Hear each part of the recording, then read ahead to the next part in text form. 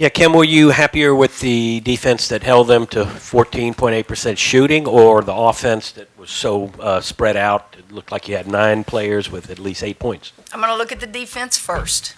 I thought we did better on some things defensively.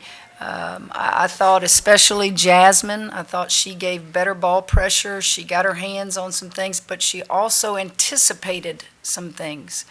And I thought Jasmine especially, we didn't have many turnovers. That's always a good thing. We contested shots. We're getting better. You may not can see it as a fan or media person, but I can see things that we stress and emphasize, and we're doing better. It also looked like, I think I remember this right, for the third game in a row, y'all come out of halftime with a lot of intensity, and you held them to 0 of 8 shooting coming out of the break. Well, I'd like to tell you I go in there and give them this wonderful scout report, and man, they're coming out. No, it's just they're rested. They're rested. They're ready to make another run right there and a spurt right there, and give credit to the kids. They want to do good. When the game started, and I told them this, even the fans, we're all here today, and it was a great crowd. It was kind of quiet, we're here today. And so I was trying to tell them, create your own energy. Do something fun, a great pass. And I thought in the third quarter we did some things, and they finally started just getting excited instead of just going through the motions. Hey, Coach, so that's 3 games this year, 3 games scoring over 100 points. I know before you said that your coaching game plan is more defensive and rebounding orientated. How much of the offensive success could you put on the defensive abilities and the rebounding abilities of your team? We're going to run. When we get a rebound or there's a steal, anytime there's going to be a change of possession, I want to run. I want to, get your defense on their heels.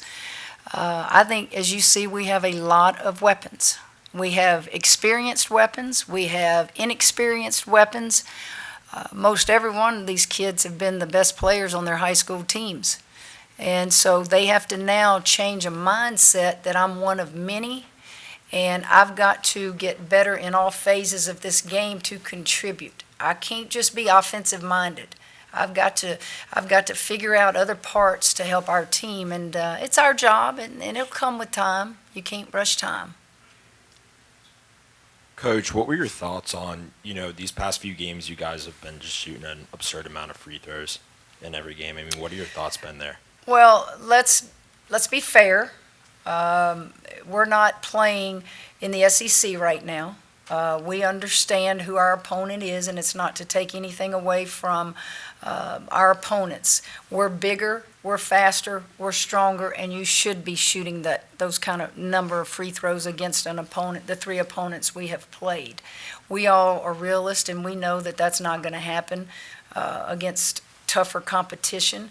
But as I've told you before, the non-conference schedule was done long before we knew we had Angel Reese and we had all these transfers coming in here. So now you just, as a program, continue to build the non-conference schedule to being better. The good thing about right now is you're building confidence. You're making mistakes in a game that can be corrected when the SEC does roll around.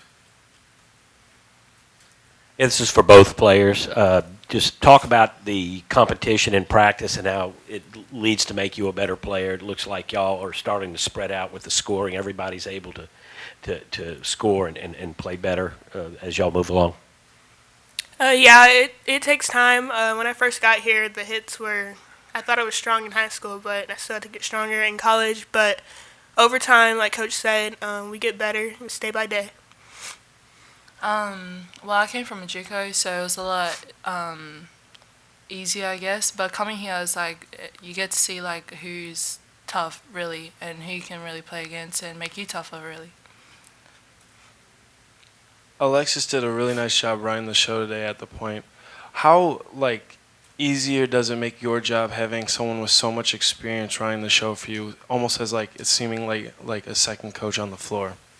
Well, I think Alexis was very unselfish. She's very unselfish, period, when she plays. And I just am grateful that she's on our team. I think Poe is very unselfish.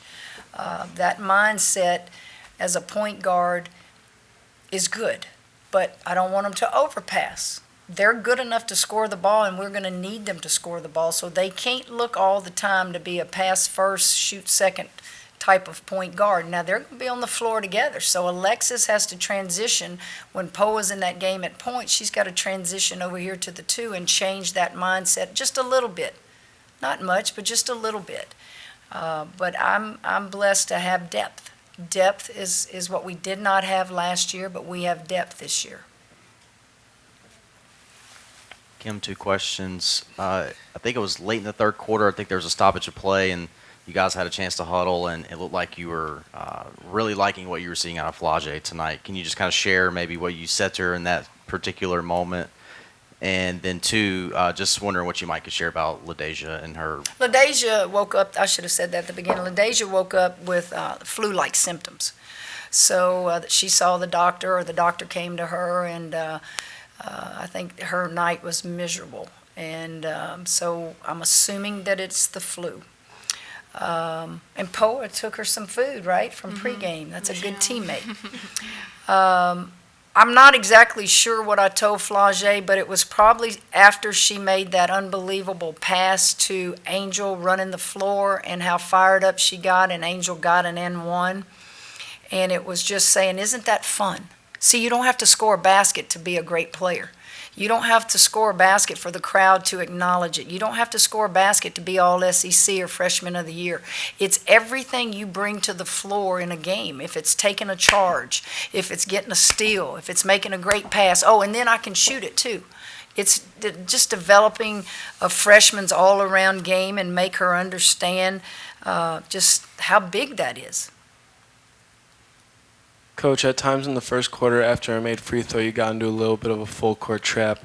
Is that something we'll see more of in the future? And is that mainly just used to speed up opponents to try and, make them make mistakes to get easy buckets? We're going to do more of that. I'm not going to tell you I'm all of a sudden going to be a pressing team, but we have depth. And if the press allows me to play some kids that can do it really well, this one right here can really play, it means nothing to you, but a certain position in our 1-2, 1-1, she just anticipates things well. I'm thinking, okay, we can do this more.